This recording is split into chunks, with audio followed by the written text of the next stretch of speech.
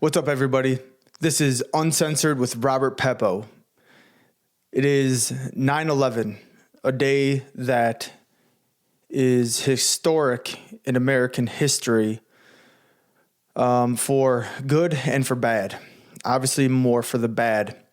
But today, I want to talk about the good that came out of that. I'm going to keep it quick. I'm not going to beat this too much. I don't have a ton to say, and I want to make it simple and to the point. On 9/11, 2001, when the terrorist attack happened, we lost a lot of lives. People made the ultimate sacrifice that were not only civilians, but then the people in the service industry, police, fire, military, on that day. We all know that. But what happened around 9/11 is what I want to talk about. How the community, the nation, the people all came together for a common goal. All right? To protect the American way of life, to protect freedom and opportunity, and all the things that I preach. You could do anything. Why can you do anything? Because of where we are. There are a lot of places around the world, many that I've been to, that you cannot do that. There is a little bit that is a duty that we all kind of carry to preserve that. Whatever side of the fence you are on, political, religious, doesn't matter. There's something really cool and good and valuable about the American way of life. And that is the freedom for you to do mostly whatever you want. To practice your religions, own your own business, your own way. Be whatever you want to be. Here, the opportunities are unlimited, within reason, of course, for you to do whatever you want to.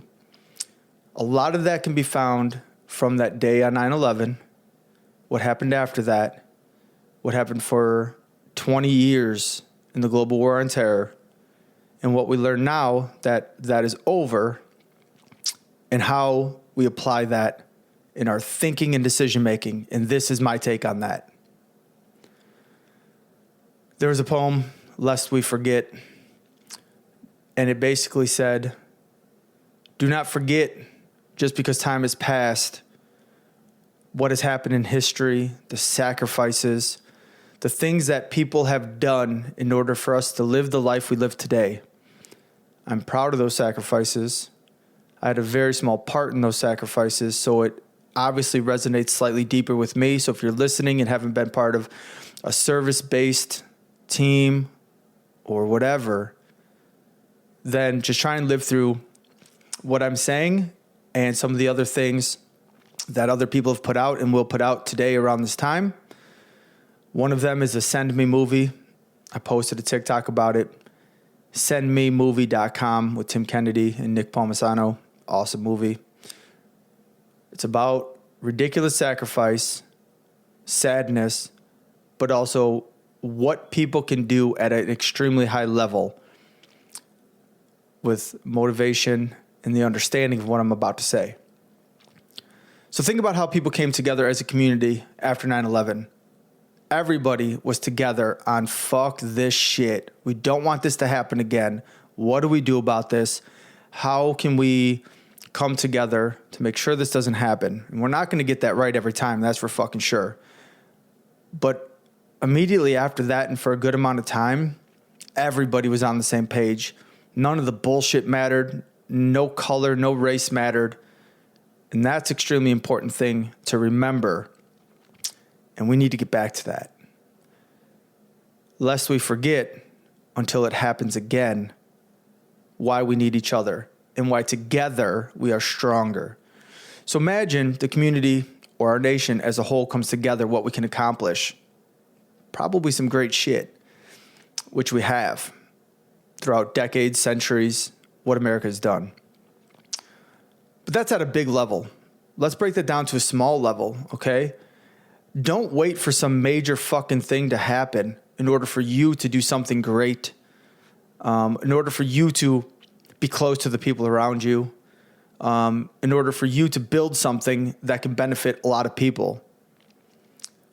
So at our level, if you remember how everybody came together, Imagine if you and your friend group or your peers come together for a common goal that's morally and ethically sound, that has value in some goal that you can do together, that provides opportunity to people. Imagine what you could do if you get your family to do that as well. So start at the top, big, okay? Got the community, got the nation as a whole. We could do something at a big level. Break that down, and it starts to become really real for you and what you can do. And it shouldn't take a tragedy or some major fucking event to make that happen. But because I was in the Army, I am in the Army, about to be done, and I served in Afghanistan, in fact, got there, arrived on 9/11, it's actually pretty fucking surreal to me. And this is my little story about that. Not only one, it was impactful for me. I was a senior in high school, playing football. No care in the world besides playing football, and 9/11 happened. That's also the prime age to enlist, right? So I'm like, fuck, this is crazy. I got a full ride scholarship to college, but this is going on. If that doesn't work out, I'll probably serve. My father served, my grandpa served. It was on my mind, but I was dead set on playing football.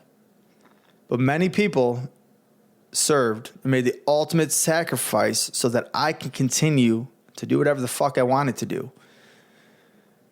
So I started to think as I got older, damn, I'm missing something here. I don't know if that was I didn't contribute as much. I have more value to add. That I needed a personal challenge. All of those things probably. It just so happens that my path in life led me to never forget, based on my service. I've loved every part of it, the good and the bad. It all adds up to that experience.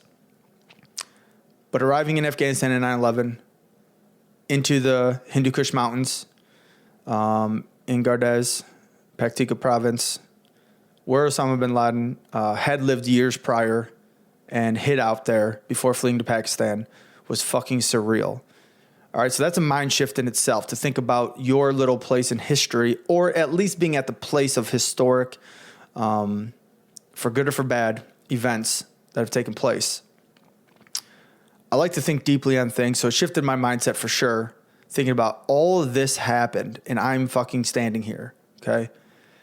So as our deployment goes on, and we're nearing the end, I think over the last, at that point, 17 or 18 years of war, and I'm making it home, and a lot of people did not, I better make that sacrifice motherfucking worth it. If people can make the ultimate sacrifice, I could probably sacrifice to do something good that's good for my friends, family, community, okay? At that point, when we were nearing our end, I made a resolution to do my absolute best in everything that I do in order to not forsake the ultimate sacrifice that people have made. And for those that made the sacrifice of limbs, dealing with PTSD, the sacrifices that men and women have made in all the wars through all the time to allow us to have this thing that America has, the freedom to do whatever the fuck we want. It is my duty to make sure that sacrifice is worth it. I intend to do that. I hope that a lot of people, whether you're related to it or not, whether you've lived through it or not, understand that there are flaws and bad shit that happen fucking everywhere. But at least we hold this fucking value system here that you, in theory, can do whatever you want. So I believe it is your duty to do that at the best level or highest level you can and in the best way that you can. That's good for you, but that then translates into your family, friends, and providing opportunities. So what that means for me, because it's near and dear to me, when I set my goal to come back and franchise was one, that I'm given this opportunity. I made it back. I need to do something.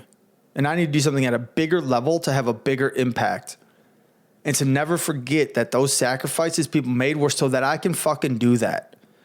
And I am aware enough that I'm privileged enough to be able to do that. I better fucking do it. Because if I don't, their sacrifice for me to do that was not worth it.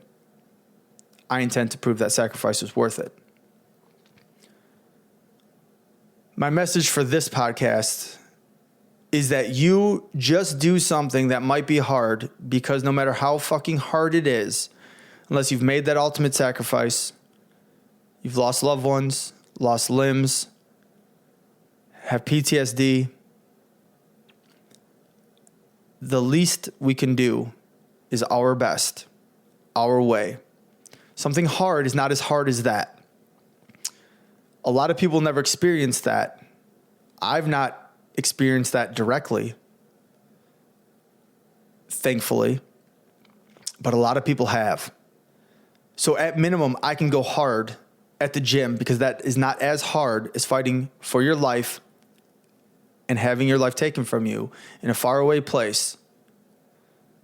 At least I can build a business, because it is not as hard, because I'm doing it, as year-long deployments, 16, 18-month deployments into Iraq, Afghanistan, Syria, into Ukraine, Russia, wherever, from Vietnam, World War I, World War II, all over the world.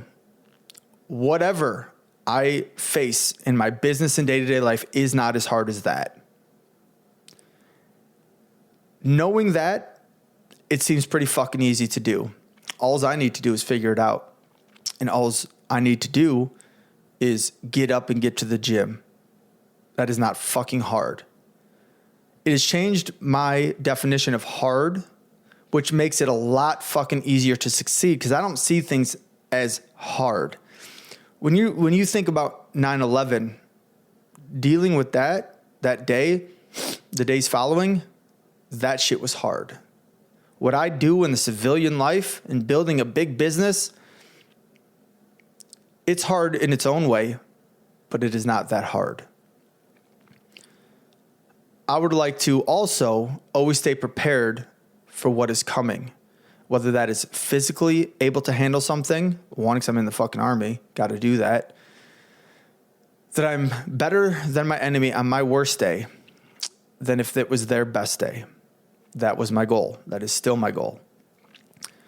That I'm doing the best that I can physically and mentally. That is my goal. That remains my goal every day. But in business, it's also to do the best that I can. And why? If we have opportunity here, there's opportunity because some people created that. I've served a little bit, and people say that service members create opportunity for us to do that. Cool. I agree with that. But if I build a big enough business, if I am financially secure, I then can provide more opportunities to more people who might not have it in themselves to do what I'm going to do, but can be a really good asset and a team member within that, adding value to the community by way of good business, a good product, being able to donate to causes that matter, being able to help someone that needs it. If you are financially secure and run a good business, have your shit tight, you can do that. You can do that at a higher level. That to me is worth it. Those things are not hard.